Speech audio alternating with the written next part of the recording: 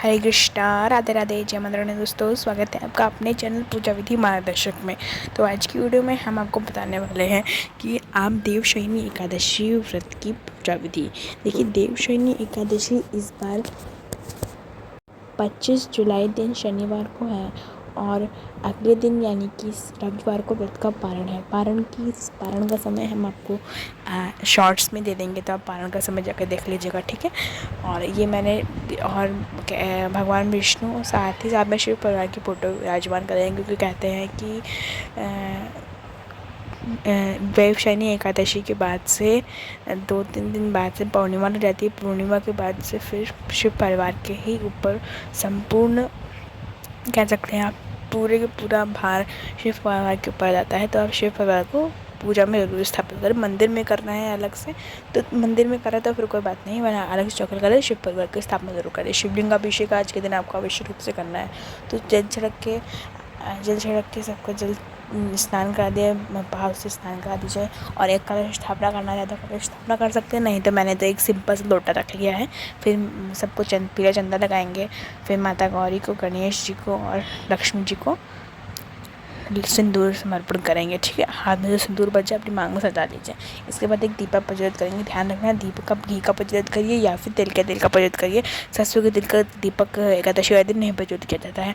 और दीपक में कुछ तेल जरूर डाल दे। कहते हैं कि जितना तेल चटकता है उतना ही रोग दोष पापों का नाश होता है, तो ज़रूर से चटक दीजिएगा, डाल दीजिएगा मतलब। फिर फूल वगैरह समर्पण, जो भी फूल, जितने भी फूल आपके पास समर्पण कर दीजिए। भगवान विष्णु को तुलसी पत्र समर्पण कर दीजिए।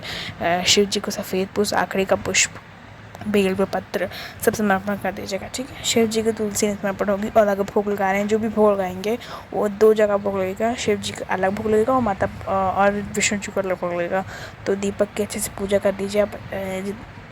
दीपक को भी धूप जला दीजिए। दीपक को चंदन रोली और चावल चढ़ा दीजिए, पुष्प चढ़ा दीजिए, ठीक है। दीपक को अग्नि देवता का साक्षी मान के पूजा किया जाता है, तो अग्नि देवता को तो जरूर से स्थापित कर दीजिएगा। आपके पास कोई भी शिव विग्रह है भगवान का, तो उसका पंचामृत से अभिषेक करा दीजिए, गंगा जल से अभिषेक कर दीजिए, शिवलिंग का अभिषेक करा दीजिए। और आज की एकादशी में किशमिश का भोग जरूर से लगता है, यानी कि देवशयनी एकादशी में किशमिश का भोग अवश्य रूप से लगता है, तो किशमिश का भोग लगा दीजिए। बाकी के पास जो भी मौसमी फल हो, अब मौसमी फल लगा सकते हैं, केला, आम, ठीक है। सब कोई भी भोग लगा सकते हैं, जो भी मौसमी फल हो, सेब, कोई भी मौसमी फल आप भोग में अवश्य रूप से रख लीजिए, ठीक है। तो देखिए, एक देवशयनी एकादशी कहते हैं कि इस दिन से भगवान विष्णु 4 माह के लिए योग निद्रा के लिए चले जाते हैं। तो इसके 4 माह तक शिव परिवार, 1 महीने शिव जी, फिर माता रानी, फिर गणपति जी, फिर लक्ष्मी जी, इस तरीके से कार्यभार सब संभालते हैं, ठीक है। उसके बाद कार्तिक मास की देव प्रबोधिनी एकादशी पे भगवान विष्णु जब योग नियंत्रण से जानते हैं, तब वैकुंठ चतुर्थी वाले दिन शिव जी और नारायण आपस में मिलकर अपना भार दे देते हैं। इस तरीके से कथा प्रचलित है, ठीक है। और कथा तो आप जानते होंगे देवशयनी एकादशी की। अगर आपको चाहिए तो मुझे कमेंट में बता दीजिएगा, हम आपको देवशयनी एकादशी की व्रत की कथा भी दे देंगे, ठीक है। तो धूप, दीप, पुष्प सब पूजन चढ़ा दीजिए। और जितनी इससे बड़ी पूजा कर सकते हैं, इससे छोटी पूजा भी कर सकते हैं। देवशयनी एकादशी व्रत की कथा भी आप अवश्य रूप से पढ़ लीजिए, ठीक है। और आरती कर लीजिए कपूर से, लौंग से, ठीक है। और चावल डला दीजिए, जल वार लीजिए, अपने हिसाब से जितनी अच्छी आरती कर पाए आप कर लीजिए, ठीक है। और एकादशी के दिन दीपदान आपको ज़रूर से करना, तब तुलसी जी के सामने कर दीजिए, अपने घर की दहलीज पे कर दीजिए।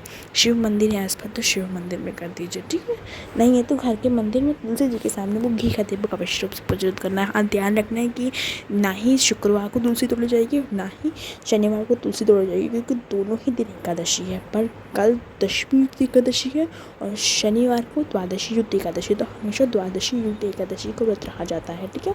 तो आपको शनिवार को ही व्रत रहना है, ठीक है। और व्रत का पारण रविवार को किया जाएगा, ठीक है।